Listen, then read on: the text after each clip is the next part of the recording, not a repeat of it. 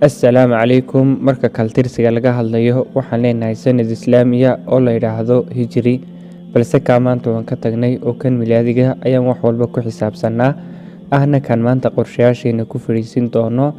Waxaa hubaala haddii aad tahay qof fikiraya oo nolosha wax ka qabsanaya doonaya inuu meel gaadho inaad sanadihii hore samaysatay qorshayaal aad ku doonaysay inaad noloshaada wax kaga beddesho, aad noloshaada wax ugu qabato. Waxaa dhacda go'aamadaas inaanay fulin ama ay xagal daacaan. Haddaba barnaamijkeena waxaan ku eegaynaa sidii sanadkan ugu dhalanaya qorshayaashaada aad uga dhigi lahayd kuwa fula. Isbeddelka aad doonaysana aad naftaada ugu samayn lahayd. Naftaada run u sheeg, isqiimee waxyaalaha intii aad soo noolayd aad doonaysay inaad samayso ee aad ku fashilantay iyo waxyaabaha aad mar walba dareento inaadan ku ama shaydaan ha ka adkaado ama duruufta ha kuu saamixi weydo. U badheedh naftaada oo qaybteeda madow u sheeg. Waa qaabka keliya eed xaqiiq ugu noolaan karto. Ugu horreyn, waxa aynu nolosha qorshayaal dejisanaa waxay ka dhexeeyaan caado xun oo aynu doonayno inaynu iska dayno iyo caado wanaagsan oo aynu doonayno inaynu yeelano iyo qorshe aan danteena ka dhex aragno oo aynu doonayno inaynu fulino. Aynu ku horreynee sidee caado xun isaga dayin kartaa? Waa fikrad lagu kala aragti duwan yahay se waxa ay ku xidhan tahay qof walba,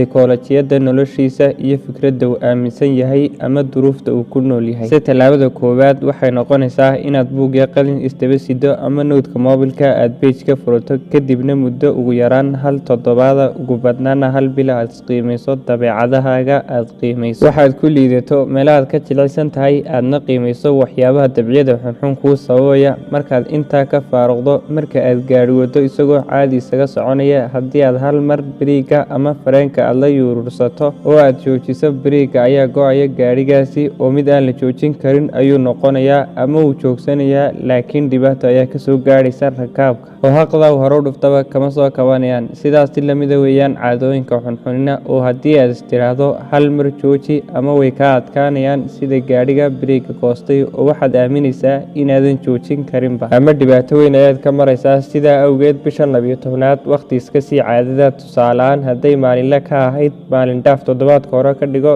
toddobaadka labaad 2 cisho dhaaf, toddobaadka saddexaad 3 cisho dhaaf. Aakhirkiina toddobaadkii markay hal maalin ku soo hadho way iska baaba'aysaa oo jidhkaaga iyo naftaada way la qabsanayaan.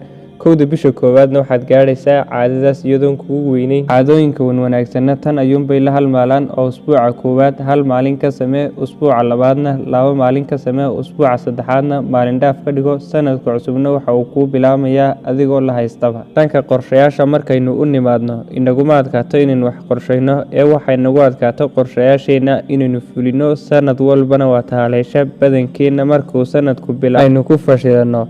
Kamana hadlayna sida qorshayaashaada u fulinayso, balse waxaan halkan ku eegaynaa qorshayaal ay mahuraan tahay inaad sanadkan ka dhabaysaa si walbana ay dantaada ugu jirto. Qorshaha koowaad ay mahuraanka tahay inaad sanadkan yeelataa ha ahaado waqtigaaga inaad xoogga saarto. Waqtigaaga kaftanka, dheesha iyo sheekada iyo arrimahaas ay kaa qaadanayaan amaba baraha bulshada inta kaftanka iyo sheekada u dhex joogta ay kaa qaadanayaan ay noqotaa si kasta ugu badnaato 15%. Inta kalena dantaada aad ku bixiso. Waqtigaagu waa raasamaalkaaga ugu weyn. daqiiqad ku dhaaftayna waxaad ku soo ceshan kartaa haba yaraatee ma jirto. Qorshaha labaad ay mahuraanka tahay sanadkan inuu meel ku yaalaa waa inaad wax akhrido. Waa haddaydaan akhriska isku fiicnayne waa inaad bishii ugu yaraan hal buug akhridaa. Laakiin intaanad akhriska bilaabin, isqiimee aqoonta laantee ayaad ku fiican tahay, maxaanad akhriskiisa xiisaynaysaa. Qorshaha saddexaad ay mahuraanka tahay sanadkan inuu meel ku yaalaa waa inaad jiimka shaqadiis dhistaa.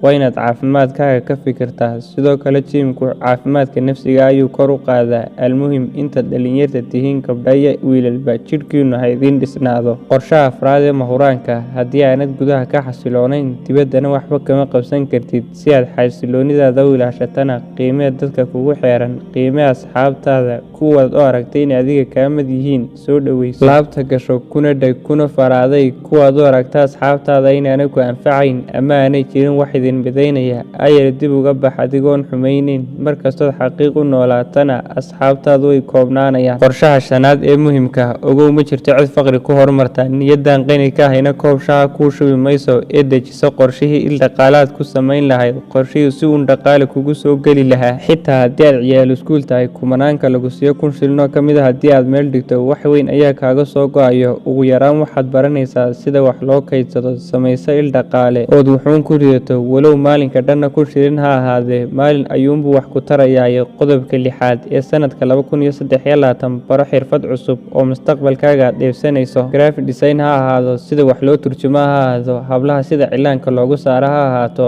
xitaa forex ha ahaado. Sanadka 2023 yuu dhammaan adoon xirfad cusub baran. Qodobka 7 akhri oo si fiican u akhri ama daawo barnaamijyadooda waxa afka Carabeed lagu yiraahdo at-tamliya al-bashariya ama kubcinta garaadka bulshada. Akhri buugta fikir ahaan ku korinaya iyo dhaqaale ahaan, sida fikrahooda noqo aabahoodan iyo aabba sabool ah iyo kuwa yoga la midka ah sida Ismaaluure. xoogana saar naftaadana ku dabaq waxyaabaha ay buugtaas ka hadlayaan. Qorshaha 8aad uguna muhiimsan uguna mudan ayaa ah inaad adkayso xiriirkaad Ilaahay la leedahay, inaad sunnayaal soonto, salaadaha sunnayaasha aad joogtayso intii karaankaaga. Quraanka maalinkii aad akhrido walow hal bogna aad maalinka dhan aadna maalinba maalinka ka dambeeya aad Ilaahay u dhawaata, aadna noloshaada go'aamadeeda u dayso, wax walbaad qabanaysana aad ka istikhaaraysato. 8 qodob waa intaan u arkay inay muhiimad gaar ah leeyihiin. Intaa waad qorshayn kartaa, laakiin fulintooda ayaad dhib ka maraysaa. Haddaba waxaan kuu sheegayaa hal qodob oo qorshayaashaasi aanay kuu fulin haddaad samayso, waana qorshayaashaada inaad cid ugu tiirsataa shakhsiyaad, waalid ha ahaado, walaal ha ahaado, lamaanahaaga ha ahaado, midaas jeceshihiin ha ahaado. haba yaraatee qorshahaad cid ugu tiirsataa way adkaanaysaa sida uu kugu fulaa. Macnaheedu maaha inay dadku xunxun yihiin oo aanay waxba kula qabanayn, ee waa dhan qof walba inay tiisii cuslaysay, isaguba intaad doonayso iyo in ka badan uu doonayo. Inaanad adiguba qorshayaashaada adigoon fulin diyaar u ahaan inaad qof kale inaad hankiisa la rumayso. Yacni qorshayaashaadu adiga ha kugu ekaadaan iyo karaankaagu hadba inta uu gaadhsiisan yahay. Waxaa kasii muhiimsan qorsho walba ood leedahay inuu yeesho deadline, waqti uu bilaamo iyo waqti uu dhammaado. Haddii kale weligii wuu jiitamayaa. Waxaa arrimaan soo taxnay mid waliba halkan u gaara ayuu doonayaa. Nolosha adduunyana adeegeedii iyo siday ahayd kasoo dayici mayso,